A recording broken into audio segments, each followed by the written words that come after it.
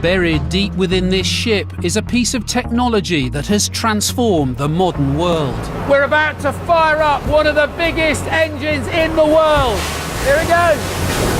Incredible. That same technology is also in this train, this lorry, this submarine. You feel like you're in an engine walking through here. And this tractor. I'm talking about the diesel engine. Now, some may think the diesel is what powers their sensible family car. Well, I'm here to tell you that it's much, much more than that. No other engine is so versatile or used in so many applications. Oh my God, it's genius. I love it. The vast majority of the world's commercial, industrial, agricultural, mining and military vehicles are powered by diesel. Bring on the diesels! Yeah! My name is Mark Evans, and this is a story I've been wanting to tell for a long time. I've had a lifelong love affair with diesels ever since I learnt to drive tractors on the farm as a lad. Even to this day, if I catch that heady whiff of diesel, it brings back very happy memories. Lovely. This is the unlikely tale of how a 19th century invention became the 21st century's most important engine. It's massive, it's everywhere, it's everything you do. Engines like these are the unsung workhorse of the modern world. There's alarms going off everywhere.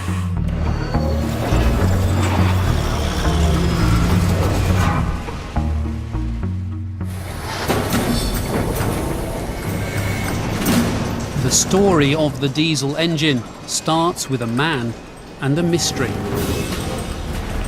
In 1913, a body was discovered in the North Sea by a Dutch steamship. Documents on the corpse revealed it to be a German man who'd disappeared 10 days earlier on a ferry travelling between Antwerp and London. His name was Rudolf Diesel, and just years before he had invented the most efficient heat engine the world had ever seen. He was rich, famous, a friend to the great American inventor Thomas Edison. So why would such a gifted, successful man throw himself off a ferry? The answer, for me, lies in the engine he created. The diesel was patented in Germany in 1892. It was one of several new engines being developed in the late 19th century to replace the ageing steam engine. Steam power had run the factories, mills, trains and ships that had driven the industrial era. But steam engines were bulky, labour-intensive and very inefficient. For engineers like Diesel, the route to a replacement for steam lay in a recent technological breakthrough. A technology this museum in West Wales is dedicated to: internal combustion. Mark, how are you? Hi. Here, curator Paul Evans has assembled an incredible collection of the internal combustion engines that were vying to replace steam. Steam engines had used external combustion, meaning the fuel, coal, was burned in a separate chamber to the engine itself. The new internal combustion engines aimed to be more efficient by burning their fuel inside the engine. But there was something different about the one I'm here to see. Its method of internal combustion would make it the most important engine in the modern world. And this is it, the only functioning example in Britain of an original diesel. There she is. Look at that, and the only one that's working. She's the only running in the UK. Probably the oldest daily runner in the world, we think. Can we get a bit closer and of touch and smell this thing? This model is the same design Diesel first demonstrated in 1897 while working for a German machine works. It's an extraordinary piece of kit. just gorgeous. The immediate advantage internal combustion engines like the diesel had over steam was they only needed one man to operate. So listen, how do you start it?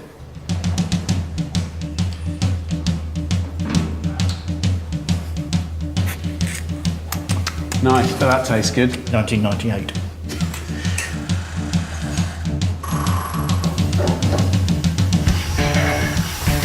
It's like coming alive. Just lovely. Incredible. This is such a treat. Compare that to what was before this, the steam engine. Firing up a steam engine took so many people. It was a right old fiasco getting them started and keeping them running. One man gets this engine running in a few minutes. But what made diesel's engine unique compared to other internal combustion machines was the way it burned the fuel inside its cylinder. A process called compression ignition. Something diesel found inspiration for in a type of pneumatic cigar lighter, popular in the late 19th century. It's a bicycle pump with no outlet, isn't it? Yeah. Essentially, if you put it down here, so you've got the bottom here, you'd have some tinder and just a plunger piston. So let's see what happens when I push the plunger. And look at that, you get fire. That is the simple secret behind every diesel engine that has ever been made. If you compress air far enough, it gets hot enough to start a fire. It's so simple, that's the beauty of it. You take air, you compress air. The more you compress it, the hotter it gets. If you compress it enough, when you squirt some fuel in it, that fuel will burn. The expanding gas then pushes the piston down again. Dead simple. What compression ignition gave diesel's engine was unparalleled efficiency, which completely eclipsed steam power. Steam engines were at best 10% efficient. In diesel's invention, 30% of the energy was converted to useful power, more than any other internal combustion engine. In fact, it was the most efficient engine the world had ever seen. You're talking about an engine that's 3 times as efficient, so a third of the cost to run it.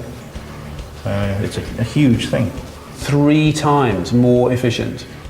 Nearly 4. Wow. This was a seismic shift. Yeah. In terms of how you powered our world. In the 1900s, internal combustion engines like the diesel started replacing steam engines in mills and factories across the industrial world. Diesel's first designs ran on peanut oil, but soon the standard fuel became a form of crude oil. His design was licensed internationally, and he made a small fortune. But Diesel had higher hopes for his invention. He was a utopian thinker who published books on social reform. He believed his engine could release workers from wage slavery and break corporate monopolies. He wrote of his hopes that his machine would change the world. But the gap between Diesel's ambitions for his engine and the grubby realities of business soon widened. Just because he was a brilliant engineer didn't make him a brilliant businessman. And as a result of battles about patents and some poor business decisions, he saw his wealth quite literally slip through his fingers. By the time he stepped aboard the ferry in September 1913, he had already lost 10 million Deutsche Marks. Was that the reason he threw himself overboard? Maybe. But I have a feeling it wasn't just because he was losing control of his wealth, but because he was losing control of the destiny of his invention. Rudolf Diesel, the pacifist and utopian thinker, had become distraught by a new application of his invention. An application that was going to change the face of 20th century warfare. The world's first ever stealth weapon, the submarine. Exactly what drove Rudolf Diesel to suicide will perhaps never be known. But what is certain is the submarine would be a turning point in the development of the diesel engine. As war approached in 1913, European nations had been striving for decades to perfect submarine technology. The problem was how to power them. Steam engines were totally impractical. The internal combustion engine seemed to be the solution. The only question was whether that would mean Diesel's engine or one of its competitors. Diesel's compression ignition engine was one of two major types of internal combustion engine being developed. The other was this, the petrol engine. The petrol and diesel engines functioned in very similar ways, save one key aspect. The fundamental difference between a diesel and a petrol engine is the way you start the fire inside them. Whereas the diesel engine ignites fuel by compressing air, the petrol engine ignites with electrically produced sparks from a spark plug. Spark ignition helped give the petrol engine a crucial advantage over the diesel. It produced a more powerful combustion. So when the Royal Navy commissioned this, its first ever submarine, the vessel was equipped with a petrol engine. The Royal Navy's top brass believed that the superior power and performance of the early petrol engines would be the key to finally making a submersible warship possible. But trials soon proved them wrong.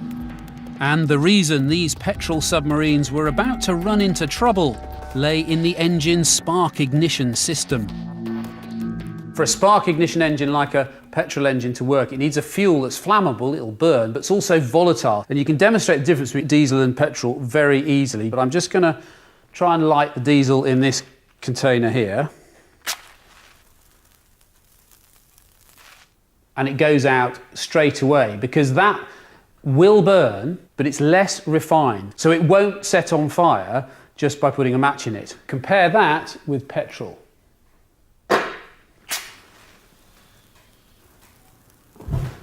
And there you have the difference. Petrol is volatile, even at room temperature. It lets off fumes. That's why you can smell it so easily. And the vapour is flammable. That is a very dangerous fuel to be around. Early petrol engines leaked flammable fuel and fumes from every pore, which made the Navy's petrol submarines so prone to fire that white mice were kept on board.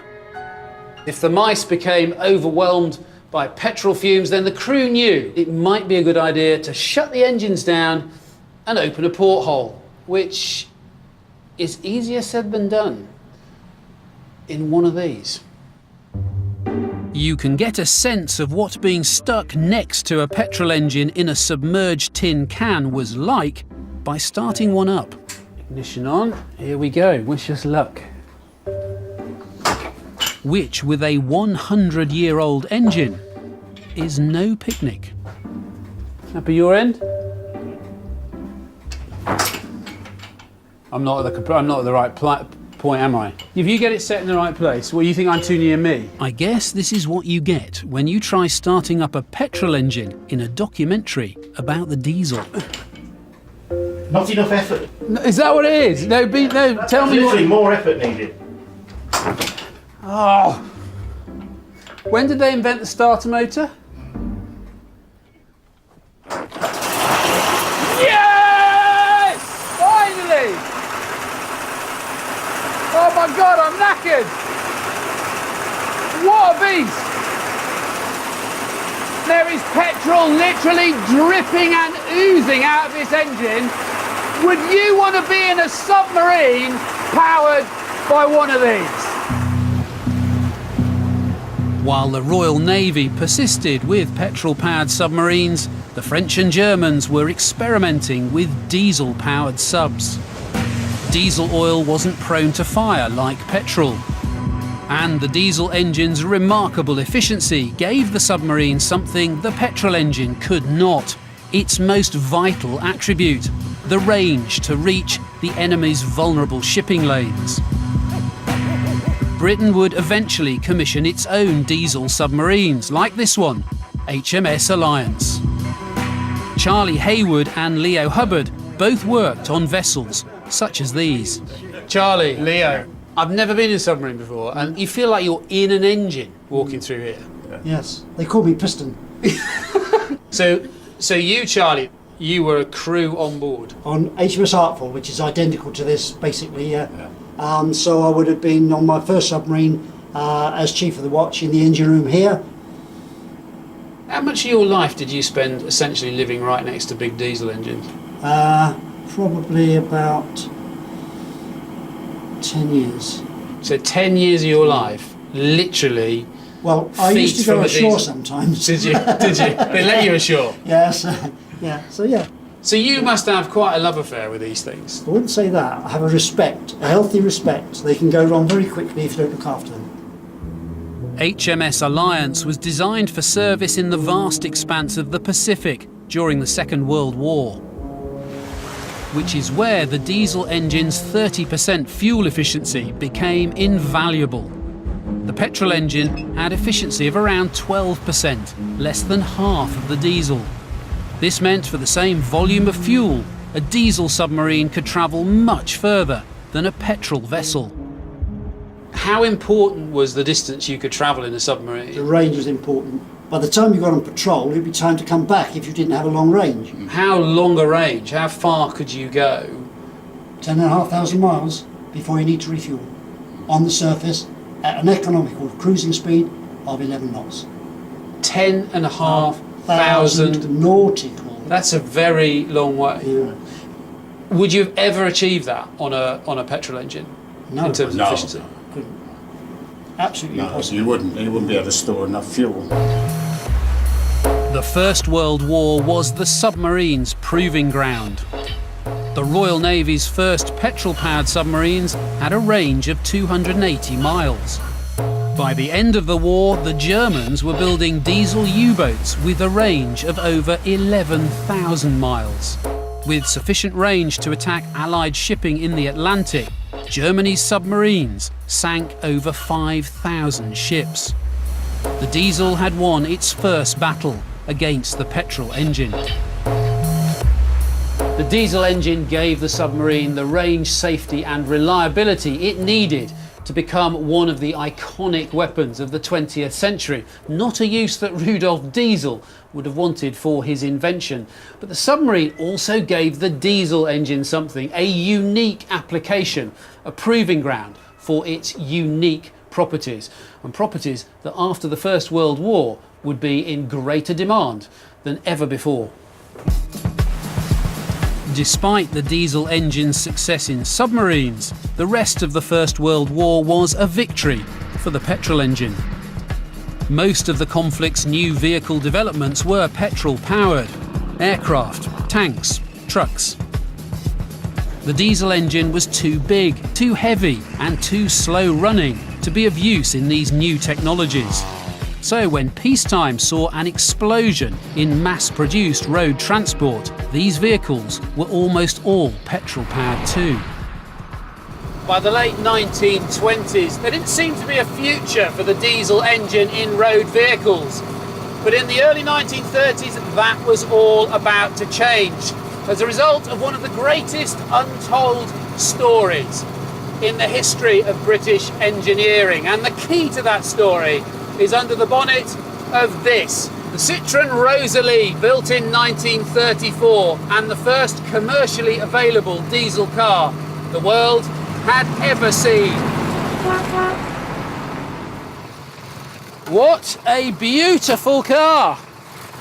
Now, buried deep inside here is one of the most important technological innovations in the history of the diesel engine. It's this, a Comet swirl chamber. Now, it looks pretty unassuming, doesn't it? But it had a seismic impact on the story of diesel-powered road transport. The Comet swirl chamber was the key to making diesel engines small enough, yet still powerful enough to be used in road vehicles. It was the brainchild of the man who established this cutting-edge engine development company, Harry Ricardo. Harry Ricardo was born in 1885 and designed his first engine as a schoolboy. During the war, he developed engines for tanks and used the profits to build his company. In the 1920s, Harry set about cracking the puzzle of making diesel engines usable in road vehicles. For ex-Ricardo engineer Dave Morrison, who worked with Harry, it was a passion for efficiency that drove Ricardo towards diesel technology. To give you an example, in his house, he was so obsessed with not wasting water, and in those days they had no showers, just had baths, and he had 3 daughters, so there were 5 of them in the house. All this hot water was just being wasted. He couldn't bear this. So what he invented was a channeled system where the wastewater from the bath went into his greenhouse, provided a heat exchanger in the greenhouse, and enabled him to grow nectarines in Sussex. That's so brilliant. Harry could see that the key to improving the performance of diesel engines lay in the way they burned their fuel. Because diesel is a heavier oil than petrol, it is less volatile and harder to make burn. The key was, how can I burn this fuel efficiently, mix up the air and the fuel? Diesel, it's not volatile, and you've got to try and shear the fuel, break it down into tiny, tiny droplets. Harry's solution was the Comet, a pre-chamber that the fuel entered before hitting the combustion chamber. This ingenious component helped mix the air and the fuel so that the combustion was improved. Unique slow-motion footage shot in the 1970s shows the incredible swirling of fuel and air created by the Comet chamber.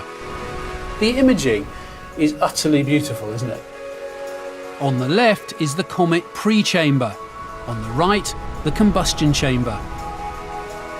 So now here's the pre-chamber, the swirling pre-chamber for the Comet. Okay. There's the fuel injected. It burns straight out of the throat and forms 2 contra-rotating vortices to complete combustion. Having a Comet chamber is what allows essentially the perfect burn, and the perfect burn gives you the most power. And that, in terms of its application in road-going vehicles particularly, that would have been utterly critical. That's right. It's mesmerising. The Comet pre-chamber was patented in 1931. Its unprecedented power was showcased in 1933, when Britain's George Aston broke the world diesel land speed record in a Comet-powered car. Today I have driven it on Brooklyn's track, and it has achieved a speed of over 106 miles an hour. Incidentally, the fuel oil engine is the most economical one to run. The fuel consumption is so low that on my record run today at Brooklyn, it only cost me 3p. The Ricardo Comet's first customer was AEC, the company that built London's buses. It was a staggering success. The London General Omnibus Company were overwhelmed with the smoothness of the engines, and they're above all very clean, they're smoke-free. It was a revelation for the time. And of course extremely economical. It's saving them a lot of money in terms of running costs. That was the driver for doing it. Within a few decades, London's entire bus fleet had converted to diesel engines. Because of the success of the London bus application, everybody wanted to license these engines, and it ended up in many different vehicles. As the 30s rolled on, taxi, bus, coach and road haulage operators across Britain and the world were converting their fleets to diesel engines. Almost all of these were powered by Ricardo Comet pre-chambers or others like it. The only failure for Harry Ricardo's Comet was the car I'm driving, the Citroën Rosalie. So why didn't it take off in the passenger car then? Petrol engines are more refined, they're smoother. Diesel had a bit of a reputation for being a bit rough in taxis. It hadn't been properly refined. There wasn't the need. Even though the lighter, more powerful petrol engine still dominated the car market in the 1930s, thanks to the Comet, diesel's takeover of the roads had begun. The Comet chamber is a true piece of British engineering genius. It put Britain at the forefront of high-speed diesel road vehicle engineering. Today, driving along the road, pretty much every vehicle you see, bigger than a family car, is powered by a diesel engine. And it all started right here. By the end of the 1930s, Europe had returned to war once again. In Germany, Rudolf Diesel became a propaganda hero when the Nazi film ministry produced a biopic in 1942.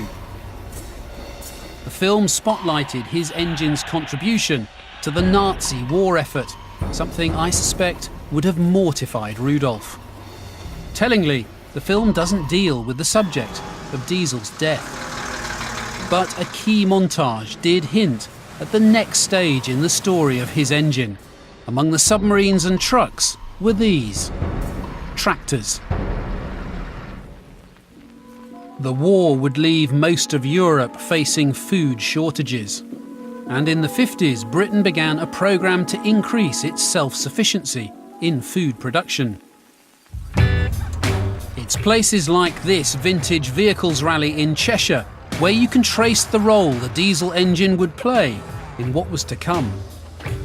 Mechanisation of British farming had started before the war, with steam engines like these. Tell you what, they are beautiful, aren't they? Utterly magnificent machines. I mean, they're kind of like a crossover between the days of the working horse with all the regalia they wore, and it was gone about showmanship. They are works of art. But in terms of practicality, it's just never going to work, steam, is it? Steam tractors were still in use on British farms in the 1950s. One man who can attest to that is lifetime farmer Dick Walker. Dick, how old are you?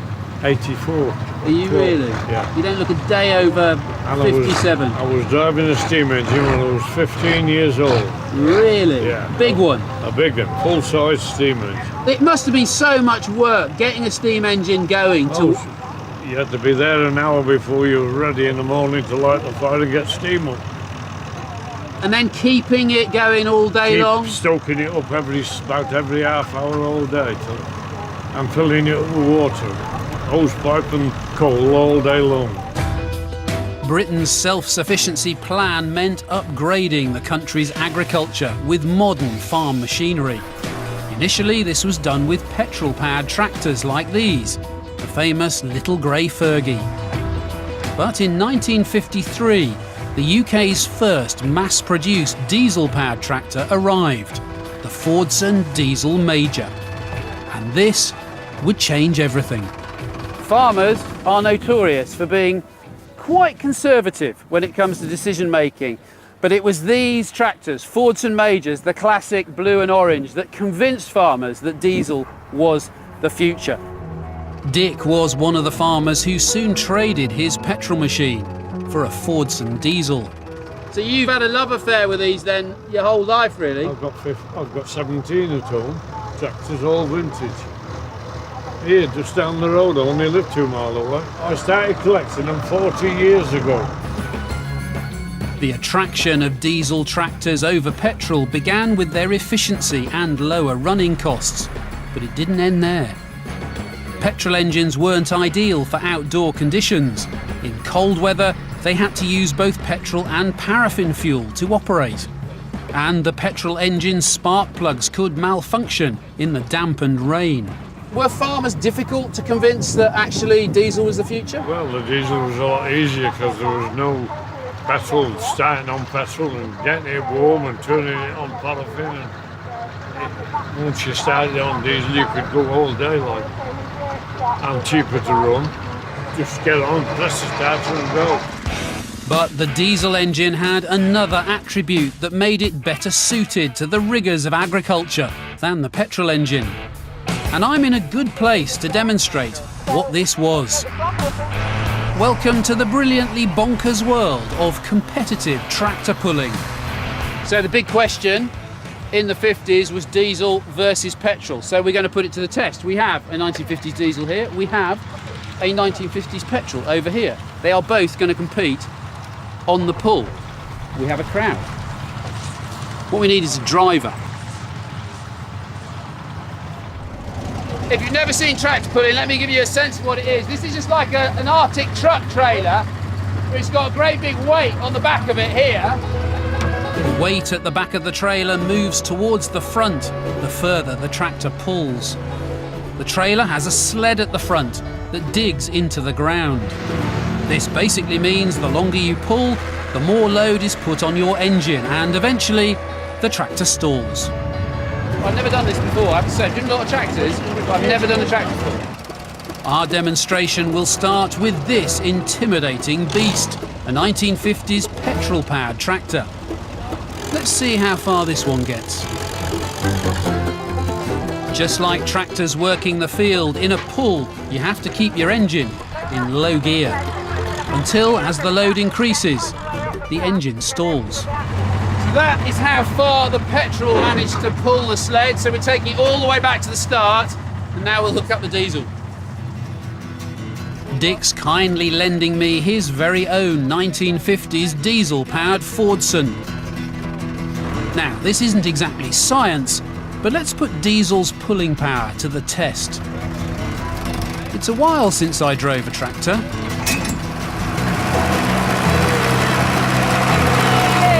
But by some minor miracle, I get further than the petrol tractor did. Beat it! Yes! By about 10 feet, that's good enough! Bring on the diesels! What we've just seen in action is another of the diesel engine's USPs. The fact that in low gears and with heavy loads, the diesel engine is less prone to stalling than a petrol engine.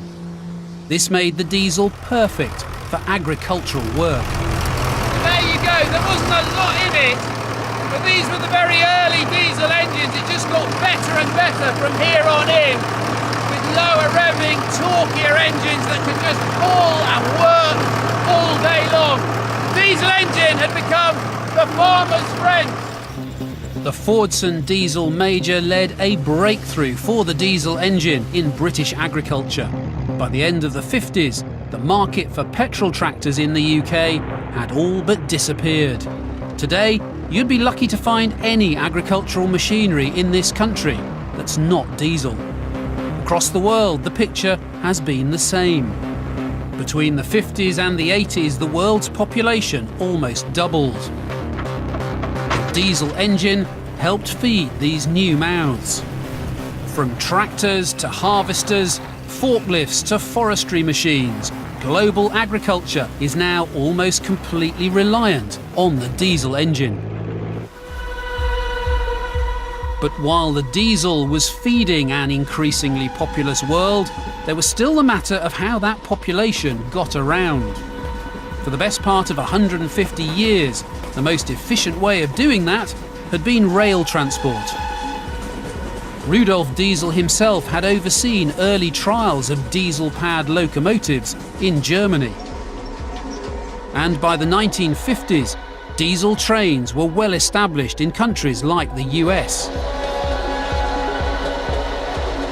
Here, however, things took longer because countries like Britain that had vast reserves of coal found it much harder to wean themselves off steam power. As far as rail was concerned, Britain remained hooked on steam far longer than it should have. In 1955, for the first time ever, the largely steam-driven British rail network was running at a loss. Increased competition from road transport, much of it now running on diesel, was eating away at rail profits. And when British Railways published its 1955 modernisation plan, it recommended that much of the network convert to diesel power. To understand why, I'm at Britain's last remaining working railway roundhouse in Derbyshire.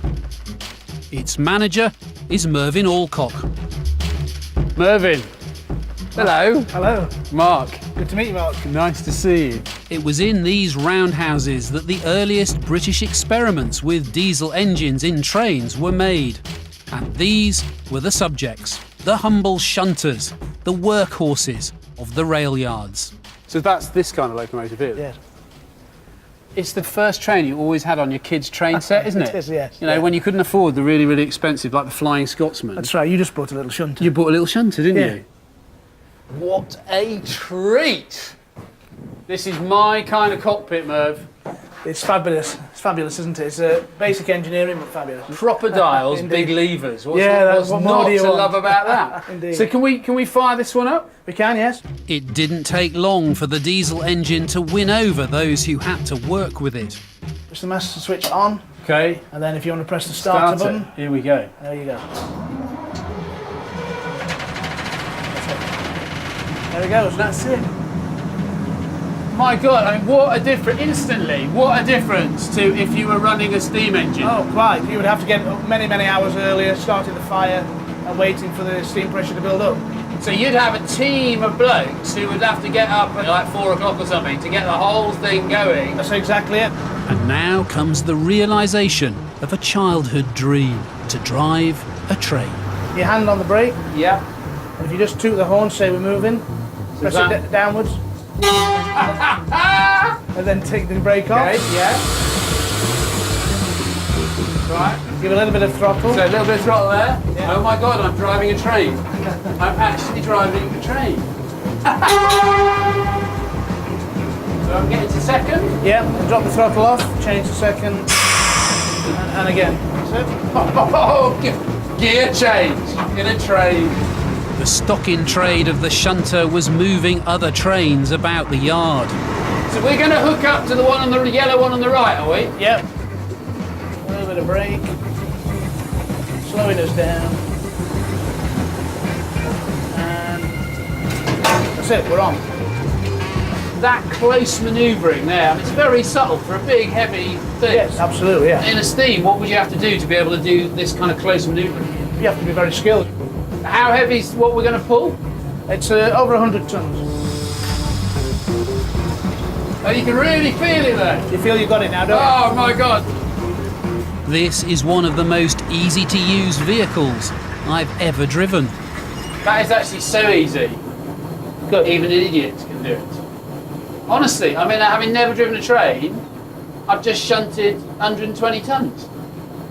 And I tell you what really gets you is the subtlety of that. I mean, for something so heavy, you can refine The control is movement. there. The control is incredible. Yeah. Absolutely incredible. It is. Just 10 minutes in here, you can see why the diesel shunter completely revolutionised this kind of work.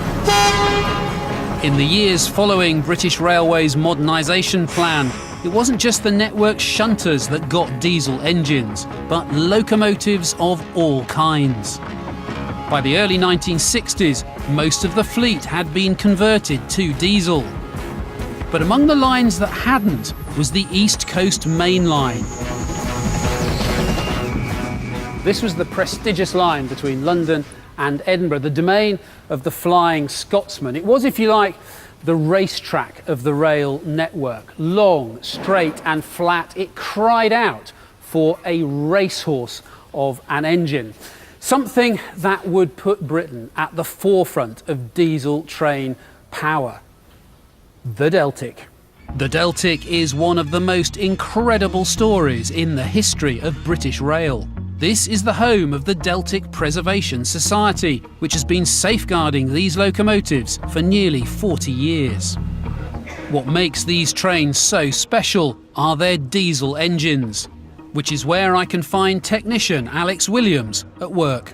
Alex, Hello, Mark. they don't leave much space for humans. Mind your head as you're coming down. God, this is such a beast. It's huge. Welcome to the heart of the machine. So you're already into a job then here. What's Yeah, going on? Well, we're pressure testing this unit because it's had some coolant issues. The Deltic engine is a diesel like no other. This all looks a bit odd to me, a bit upside down, because I'm looking down into the underside of a piston here, but I'm also looking at a piston here. And it's just the same underneath and on the other side. What I can't see in this engine compartment is that the Deltic engine takes its name from its triangular shape, derived from the Greek letter delta. Is that unique? The idea of having them in a triangle is very much unique. It's kind of like the Formula One engine of diesel trains. Very much so. This very special engine has a story with a very unlikely beginning. In the mid-1930s, the German Luftwaffe was experimenting with a diesel engine powerful enough to use in its Ju-86 bomber aircraft. The design was acquired by the British engineering company Napier in 1939. And after the war, the Royal Navy installed these diesels in motor torpedo boats. Alan Vesey was an engineer who worked for the Navy on the Deltic project.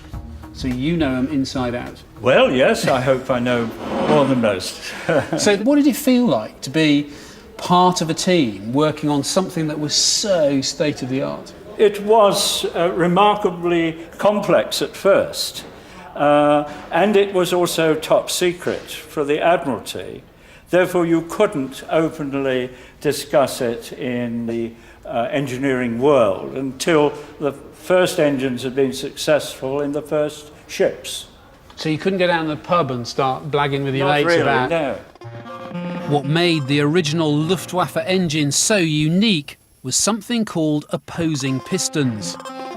In any normal diesel engine, a single piston ignites fuel by compressing air against the top of the cylinder.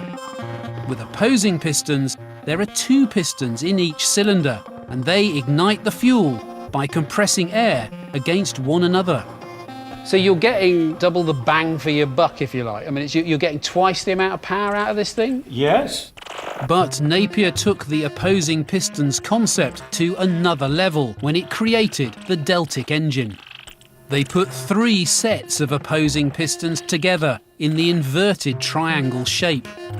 Each Deltic engine comprised 6 of these triangular arrays for a total of 36 pistons in a remarkably small space. So at 1500 revs, with 6 banks operating, you get 25 combustions in these cylinders per second. Well, that is the lower speed. So when it came to choosing an engine to replace the Flying Scotsman, there was only one contender. When the first Deltic took to the tracks in 1961, it was the most powerful train in the world. It shaved an hour off the time from London to Edinburgh. The Deltic was to rail transport what Concorde was to aviation, the most advanced, most powerful technology of its kind. In its day, it was the world's fastest locomotive. You might say the Luftwaffe had a hand in the greatest story in British Rail's history. In 1960, British Railways built its last steam locomotive. But it wasn't just the age of steam trains that was ending. On the global scale, it was the great era of steam itself that was finally closing. In 1964, the share of the world's power generated from coal fell below 50% for the first time. We had entered a new epoch of energy production, an age increasingly powered by the diesel engine.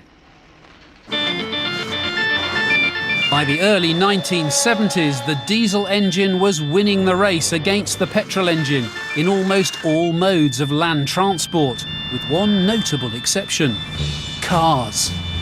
But that was about to change. In 1973, the Arab nations announced an oil embargo following war with Israel. The price of petrol skyrocketed.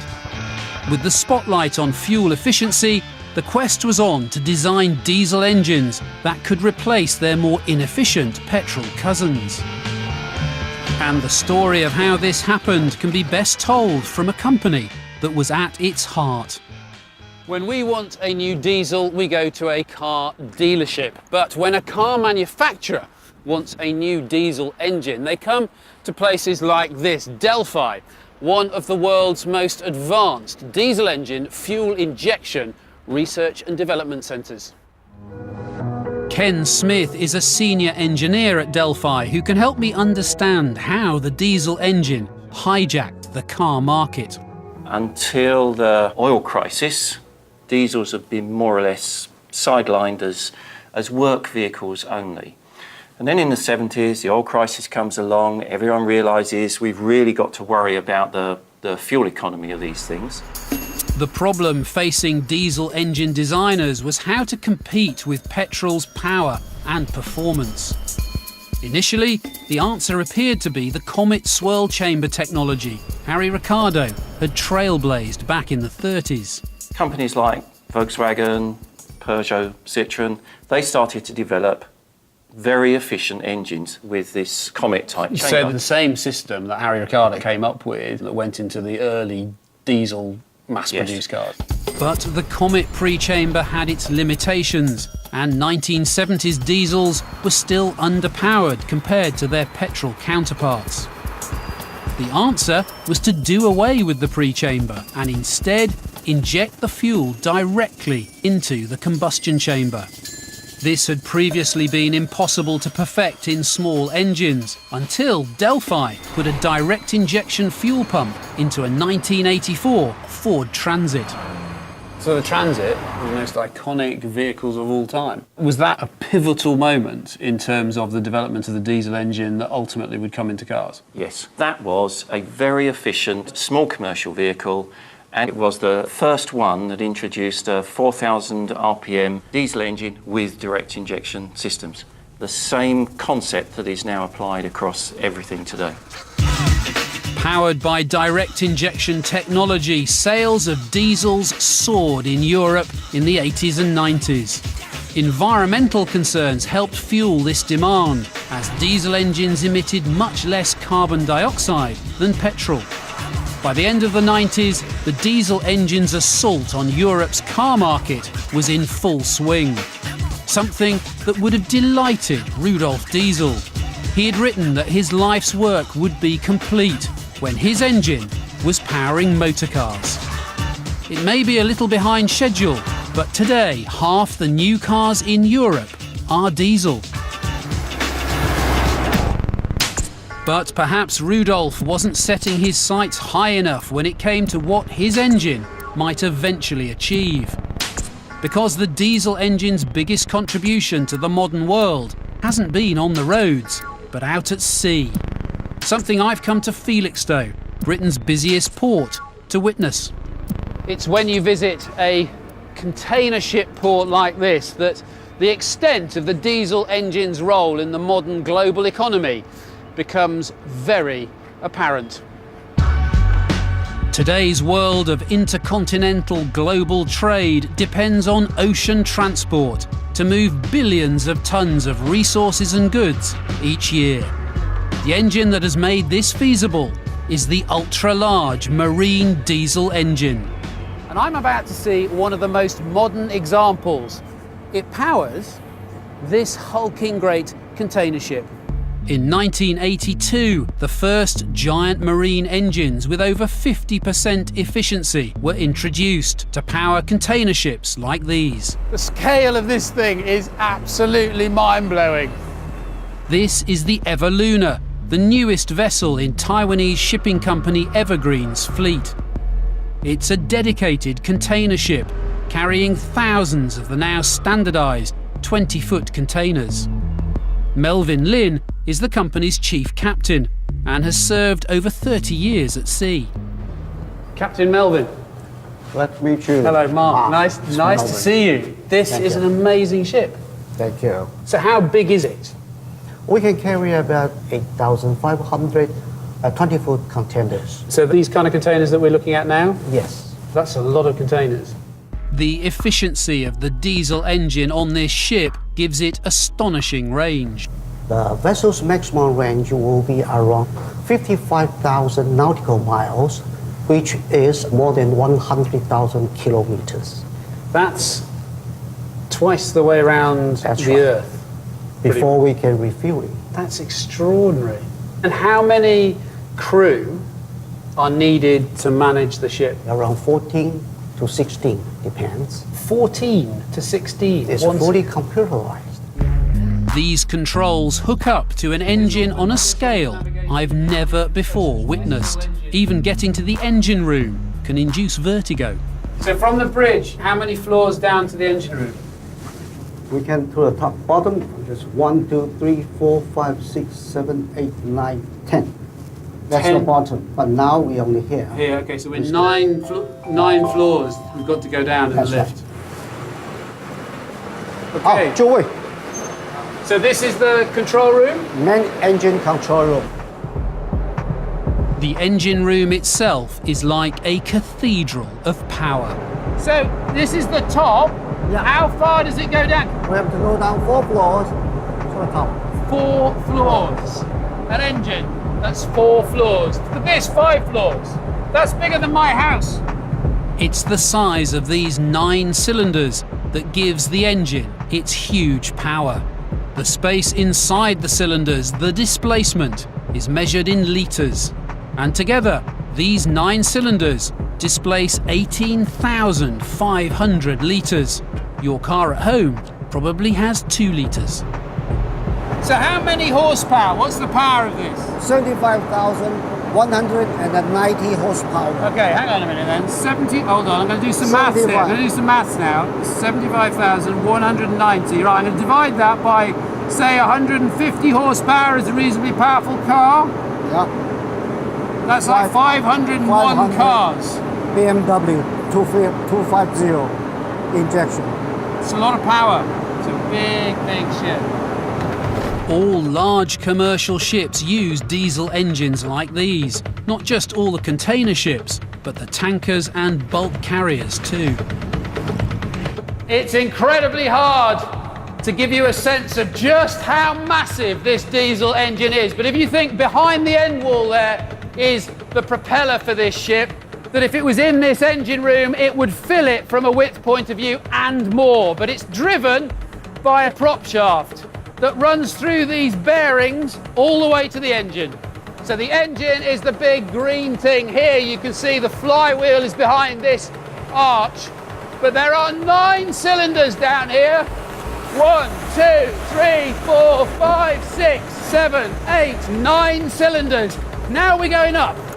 On this level, we have turbo 1,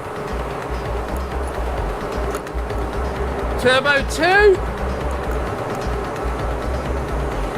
and turbo 3. And the top floor of the engine, here you go. This is the top of the cylinders. It's a colossally huge engine, this. I mean, it's just massive. The numbers themselves just speak volumes. It weighs 1,800 tons. It's 75,000 horsepower. It's 18,000 litres.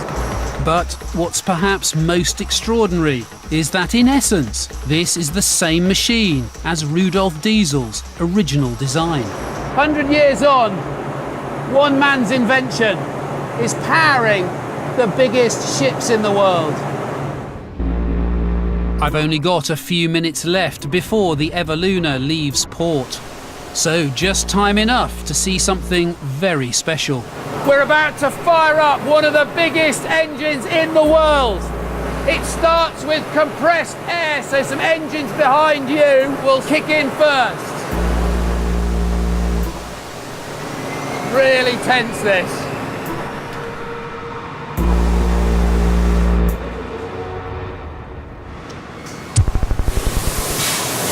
Here it goes.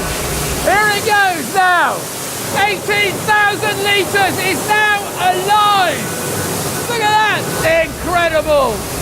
Engines like these are the unsung workhorse of the modern world. There's alarms going off everywhere. Ultra-large marine diesels have transformed modern shipping. These vessels are so vast, they look like they'd be painfully slow, but not true. Today, the largest diesel-powered cargo ships rock along at a staggering 50 kilometres an hour, and that with the greatest fuel efficiency of any engine in the world. 50 kilometres an hour is fast enough to water ski behind. The very first container ship in 1956 could handle 210 containers. The increasing power of marine diesels has allowed a 50-fold increase in the size of these vessels. Today, the largest can handle over 15,000 containers. If you loaded all those on a train, it would be 91 kilometres long.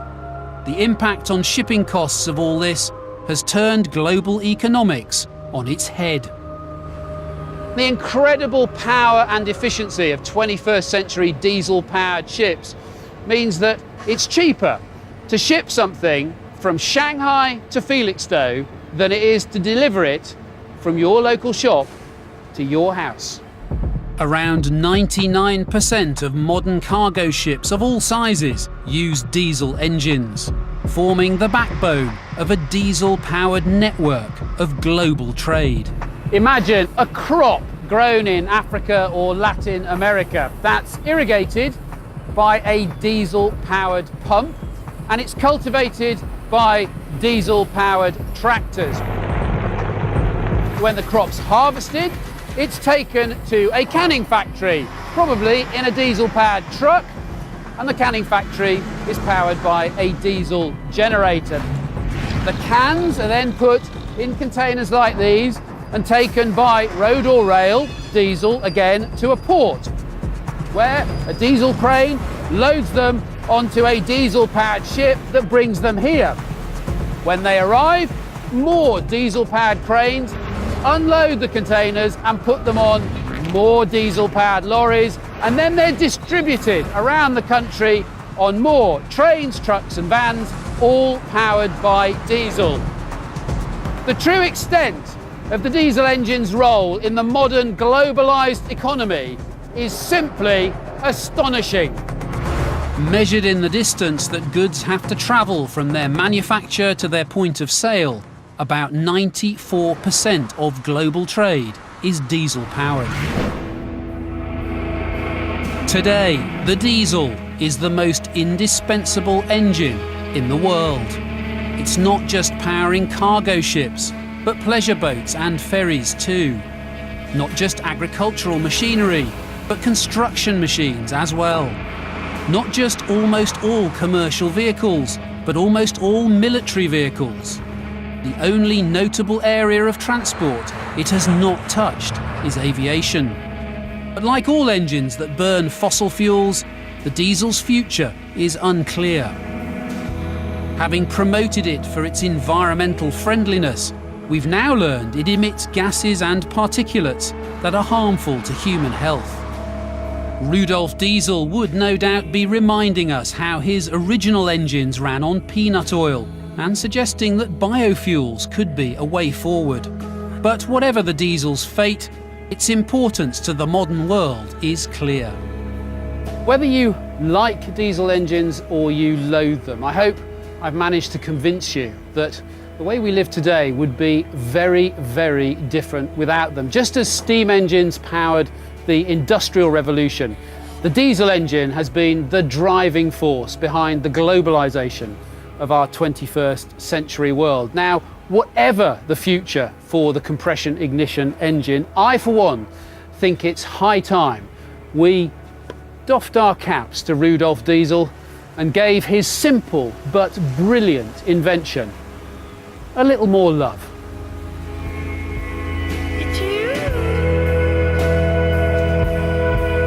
We discover how Russia won the space race in Cosmonauts next tonight here on BBC4, and then exposing the line between magicians, psychics and frauds with Storyville at 11. Stay with us.